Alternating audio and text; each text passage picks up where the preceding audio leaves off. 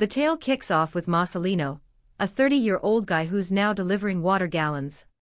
He's pretty quiet and carries an air of mystery about him, hinting at a troubled past. Once a champion, his life has taken a turn for the dull and miserable. He picks up a part-time gig as a parking lot attendant since his old boss is retiring, and he takes over the booth he used to work in. One rainy night, he's sitting in the tiny pay booth, staring at a small TV when a girl unexpectedly pops in, acting all friendly even though he doesn't know her. When he asks her name, she seems taken aback, and he soon realizes she's blind and mistook him for his former boss. Marcelino fills her in on the retired guy, and she shares that she used to enjoy watching TV with him. Realizing the old man is gone, she apologizes and steps outside, but the rain keeps pouring, leaving her stuck in the cold. Feeling a bit empathetic, Marcelino invites her back into the booth to watch TV with him. Even though she can't see, she seems to enjoy the sounds of the show, almost like she's listening to a drama unfold. Marcelino quietly sits beside her, captivated by her presence.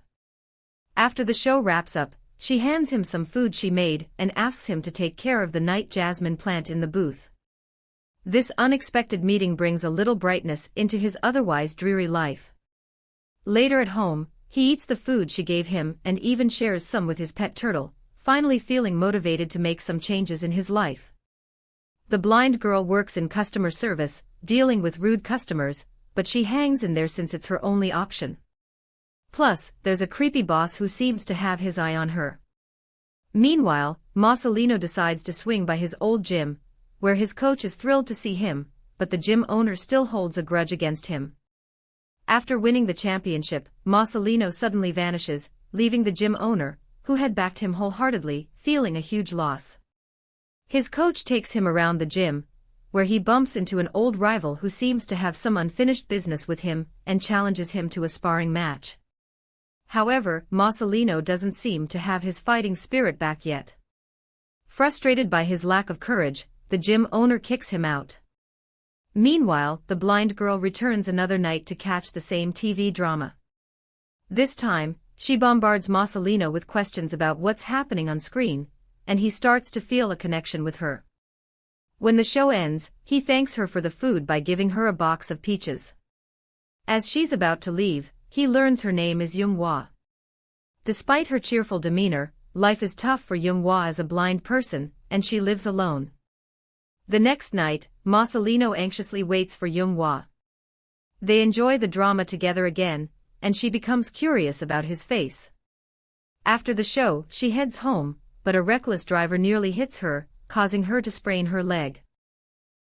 Marcelino rushes her to the hospital, and then carries her up the many stairs to her place, shocked that she navigates them daily. At her home, she asks for his help with a clogged drain, which turns out to be caused by her cute panties.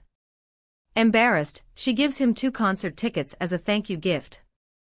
Since Marcelino has no friends, they decide to go together, and both are thrilled.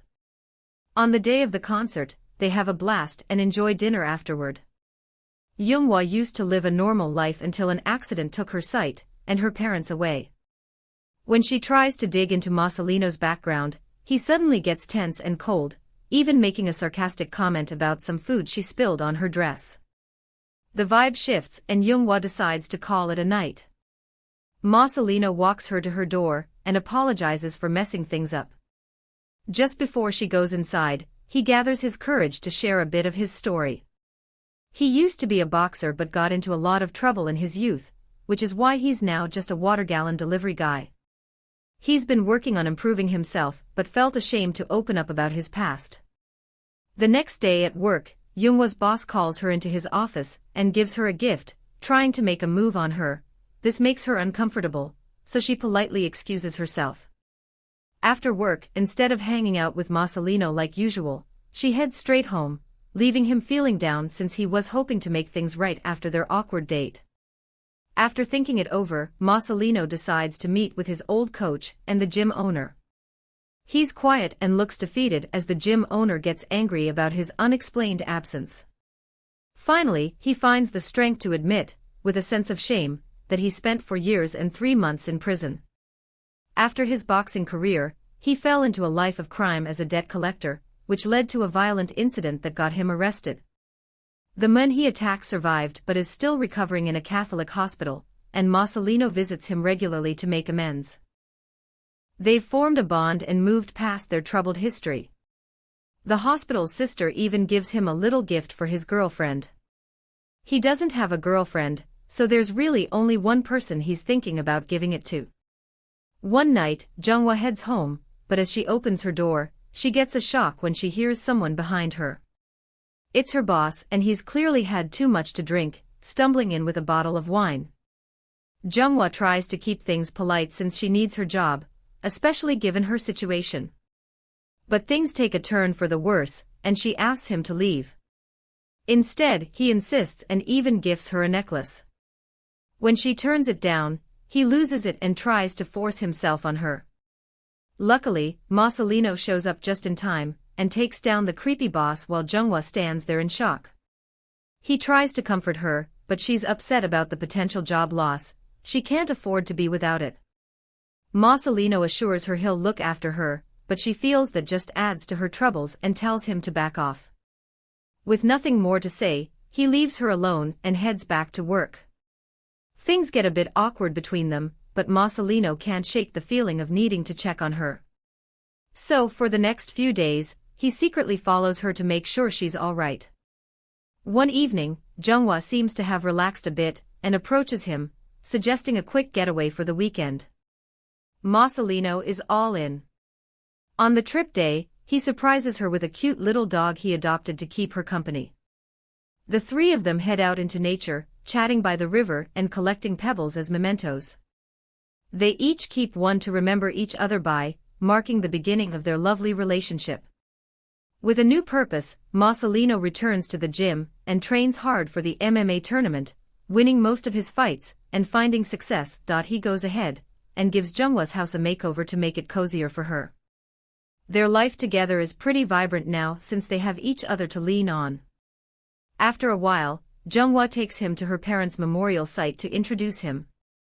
She opens up about her family and shares how she lost them in a car accident.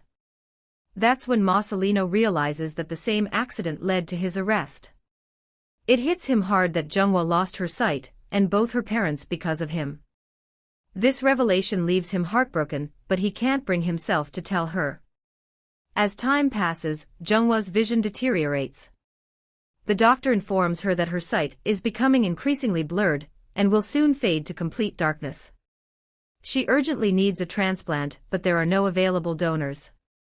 The doctor suggests that Marcelino should consider buying a donor eye, which is quite expensive. Desperate for cash, he turns to an old rival for a loan, who introduces him to a shady boss. This leads to Marcelino signing up for an illegal fight in Thailand. He gets a down payment that covers Yunga's surgery, but now he's stuck with a dangerous fight ahead. He keeps this a secret from Yunga, telling her he has savings for the operation. Initially, she hesitates, feeling guilty about her parents' death due to her blindness. But when Marcelino asks if she wants to see their future kids' faces, she finally agrees. He stays with her at the hospital until the surgery is about to start, then sneaks off to Thailand without telling her. When he gets there, he finds out that the fight is a brutal cage match where one fighter has to pass out to end it. Some rich spectators are watching live, and it's also being streamed to the underground gambling scene. He puts in a lot of effort to stay alive in the ring, and surprisingly, ends up winning. This infuriates his old rival, who had bet against him. The prize for the fight is a diamond that he needs to sneak back to Korea. Just as he's about to leave Thailand, his rival and his crew show up to stab him and grab the diamond. Meanwhile, in Korea, Yunga has just finished her surgery and regained her sight. She waits for Marcelino, but he never shows up, and she has to move out of her place. Right before she leaves, a package arrives for Marcelino from the Catholic hospital. Curious, she heads there and meets the injured Marcelino and the nuns, who recognize her as his girlfriend since he talks about her a lot. After hearing about his accident, Yunga starts to piece together what really happened. She thinks it over and seems to find some closure regarding the incident. Life continues, and she spends her time making sculptures in her workshop, trying to recreate Marcelino's face, even though she's never actually seen it. Other than that, her life is pretty stable, and she often volunteers at a hospital. Unexpectedly, Marcelino ends up being one of the patients there. She gives him a massage without realizing who he is, while he tries to stay quiet, wanting to keep his distance. His body is in bad shape, and he doesn't want to be a burden. After he leaves the hospital, he stops by Yunga's shop, buys a vase with a night jasmine plant, and takes back his pet turtle. Outside, his dog recognizes him and runs over. Yunga realizes he's the patient from the hospital, and apologizes as he walks away. When she returns to the store, she notices that the pet turtle is gone and the dog is barking non-stop.